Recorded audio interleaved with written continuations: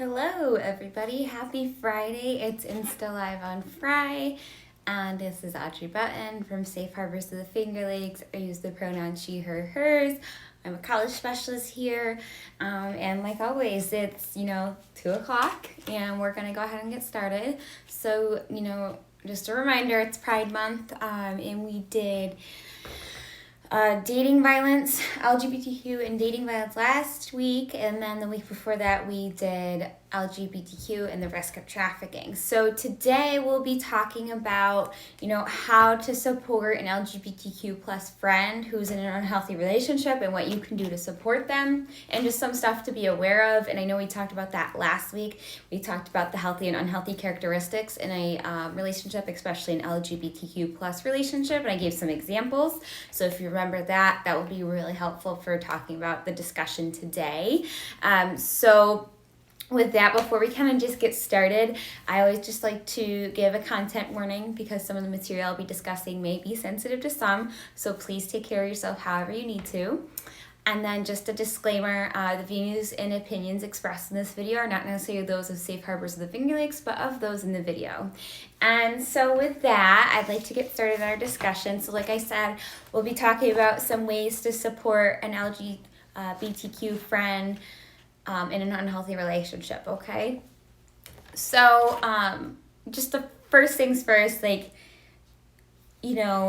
disclosing that you're in an unhealthy or an abusive relationship, or you disclose any sort of abuse or violence that's occurred is really difficult. So if they're disclosing that to you, they really trust you.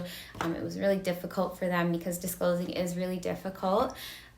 So obviously the first thing you can do is just, acknowledge them, listen, support them. And there's some more specific things to be aware of, which I'll talk about in a second, that are kind of more specific to LGBTQ plus relationships.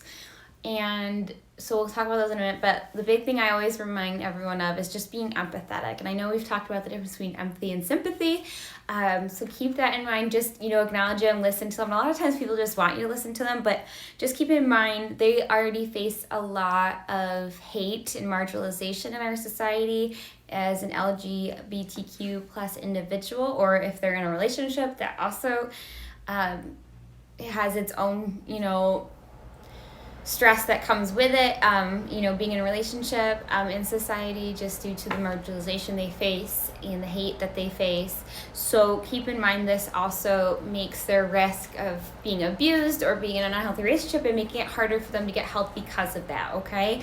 So when I get started, I'm just going to give you a couple things just to remind you of when you want to support your friend. And obviously you can do the things I've always talked about. Just listen, support, acknowledge that they shared that with you, thank them for sharing that with you, believe them, let them know that you believe them, because many times people don't, or they haven't said they would have believed them. So if you're saying that, that's just empowering them, acknowledging that they shared that with you, and it's just, it is really empowering for them just to feel like, because a lot of times people don't listen to them or believe them. So the first thing I like to just tell people is, just remind that the person, that their identity is valid.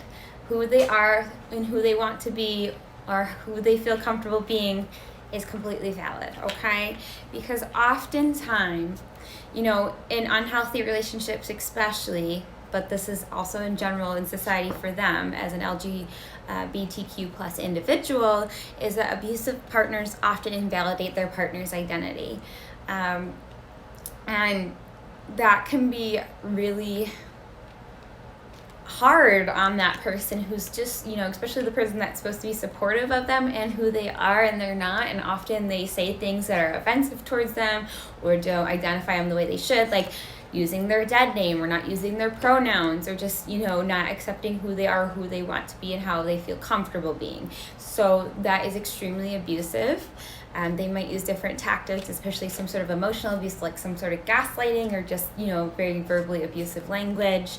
And so what you can do is just help your friend seek out gender or sexuality affirming resources. So, it might be a support group, or it might be just a space that's safe for them to, be around other people that will, validate their identity. But also you can do that too. And, using the right pronouns, not using their dead name, just supporting who they are and how they feel comfortable being. So maybe they want to, wear certain clothes or whatever it may be, you should support them, okay? Because oftentimes their partner probably didn't if it's an unhealthy or abusive situation.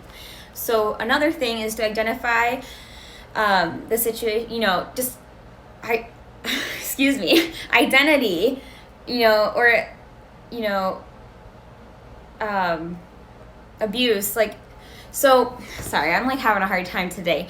So what I'm trying to say is, it's just, there's never an excuse for abusive behavior, no matter what the situation is. It's not acceptable, and you should recognize that. No matter even if they're blaming it, in a way, they're probably gaslighting, saying, oh, it's your fault because you are bisexual, or, whatever it may be. That's not okay. And then they're using an additional layer of, manipulation or unhealthy behaviors to make them feel worse. So just remind your friend that, there's never an excuse for abusive behavior, no matter what they did or didn't do. It's never their fault. People may deflect that responsibility by blaming their partner for their actions on their partner's sexuality and gender identity, which is not okay. And, just remind your friend that, like I said, there's just never an excuse for abusive behavior. It's not right. It's especially when they're, blaming it on your sexuality or gender identity. That's who you are. They're clearly gaslighting. There's some manipulation involved in that. So just definitely encourage them to seek out those LGBTQ plus specific resources, because often they isolate them from that community or people who are supportive of them, and especially of them being LGBTQ plus, because a lot of times they're not. A lot of family or friends might shun them or not talk to them after they come out, or they have to leave because their family or friends were not receptive of that, or they might not be out to them at all because of that fear.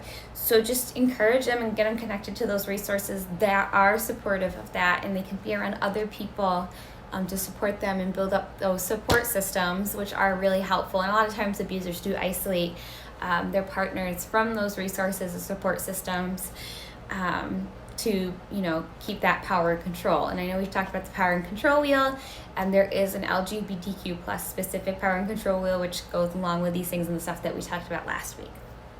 So and we'll talk about resources and nationally speaking and locally speaking here soon too. And just another thing to remember is that law enforcement may not be the best option for them, and that is just because some people may feel uncomfortable or unsafe with law enforcement due to the marginalization that they face in our society. So especially LGBTQ plus people of color definitely feel a little more uncomfortable or maybe unsafe reaching out to law enforcement for help. And that's okay. Someone might not just want to go to the police at all, and that's okay. Make sure they're getting connected to other resources to help them the best way they can. So, mental health resources, hotlines, shelters, support groups, safe harbors, we're a hotline. We provide these things or get connected to these things as well. So you can encourage to call with them or go with them to these resources, but just make sure they know that there's other options out there, okay? And just try to be a consistent support system. And I like to remind people, often those, like I said, who are LGBTQ plus don't have consistent support systems, or their support systems may not even be aware that they identify in the LGBTQ plus community. So just be that consistent support system. Say, hey, I'm here for you. Let me know if you need anything, and just remind them that you're there for them, okay? And, the last one is just seek help and support for yourself. because it can be exhausting and very difficult to help someone who's going through a very dangerous or abusive or unhealthy situation like that. So make sure you are supporting yourself, because we don't want you to burn out or, be put in a place where you are struggling to help them, or you're not taking care of yourself. So, set those healthy boundaries with your friend. Let them know, oh, maybe you just need a break, or you're here for them, but you don't, you can't go with them to the appointment, but you'll help get them connected, whatever it may be. Make sure you're setting healthy boundaries to help take care of yourself as well, and seek support as needed as well for yourself. So that's kind of it for today. I did want to go over some national resources, and these are LGBTQ plus specific resources. So there's a bunch of them, and I can share a link to these later. But the big ones I think of are Trevor Project. That's a great one. Forge Forward. Trans Lifeline is also on here. And then we have also, GLAAD is always another great one. And then speaking of specific local resources, obviously you can always call Safe Harbors, which I always give our contact information. So our hotline, which is 24/7, is 800-247-7273. So you can always call and speak to an advocate. We're here all the time to provide support and information. So if you're looking for more information on just everything I've talked about, or just anything else related to what we do, we would be glad to answer those questions. So, and then in terms of just LGBTQ plus specific resources, there's a great program at Family Counseling Services of the Finger Lakes, and I've had them on here with me before. It was a while ago. But they have a really great LGBTQ plus program there. We can also get you connected with them, but they also have a lot of information on their website. And that again was Family Counseling Services of the Finger Lakes.